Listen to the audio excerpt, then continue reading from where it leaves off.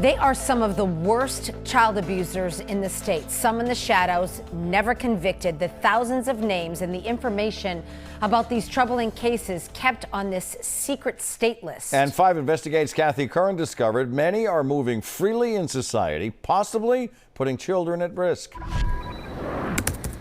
A list filled with the names of tens of thousands of people accused of abusing or neglecting children across the state. That's disgusting. And it's all a secret. The worry is continued abuse, continued injustice.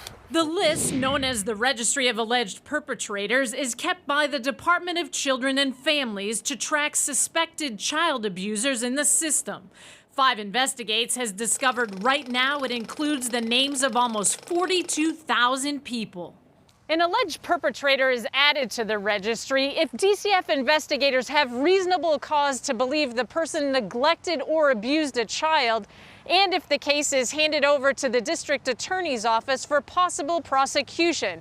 It doesn't matter if there's a conviction or even a charge. 5 Investigates found the registry includes the names of the suspects in that horrific case of child abuse we exposed in the state-licensed foster home of Sue and Ray Bluen in Oxford. Get off my property! Sue, Ray, their daughter Jennifer, and Sue's boyfriend Philip Paquette were all added to the registry in 2004 after years of DCF substantiating sexual, physical, and mental abuse. State licensing agencies and places they've worked since had no idea the documented abuse hidden in DCF's secret registry. They're outright hiding abuse, neglect. Sarah Fournier is stunned and angry. She recalls the horror of being physically abused as a young foster child inside the Bluens' home and witnessing the abuse of other children. She says she was re-traumatized decades later when she crossed paths with Sue Bluen at UMass Memorial in Worcester.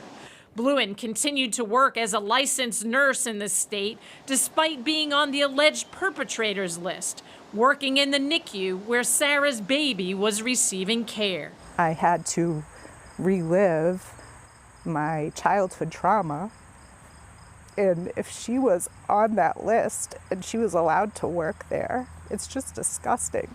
I feel like the Commonwealth has given them this magical cloak of almost forgiveness, and they're walking around like they're normal citizens, and they're not.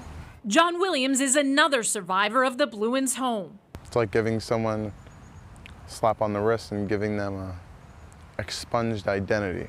The Bluens' daughter Jennifer, who lives in New Hampshire, is also on the registry. She was charged as a juvenile with sexually abusing a foster child. The case was dismissed. The victim says she was never notified about the court hearing. A check with the New Hampshire Department of Education shows she's a licensed paraprofessional allowed to teach in the state. Once they leave the bubble of DCF, they can do anything they want. Child welfare advocate Maureen Flatley. Anytime you have someone who needs to be certified by a state agency, either in this state or in another state, that information should be made available. It's like they have a clean slate. It's like they have a free pass. It's not just a clean slate, it's a free pass. DCF tells us access to the information is limited by law and regulations. Staff can use it to screen foster parents, adoptive parents, and for other reasons, but no other departments or agencies can without approval from the commissioner of DCF. Sources tell us the Bluens are on the list with people like Elsa Oliver, the mother of 5-year-old Jeremiah Oliver, and her boyfriend, Alberto Sierra. Jeremiah's remains were found in a suitcase dumped on the side of a highway in 2014. They're just being recirculated and putting other people at risk. It's scary, actually. Right now, the Department of Early Education is the only agency that has an agreement with DCF to access the registry. The Department of Public Health and the New Hampshire Department of Education tell us they're working to gain access. And we haven't received any comment from the Bluens or Philip Paquette. Kathy Curran, 5 Investigates.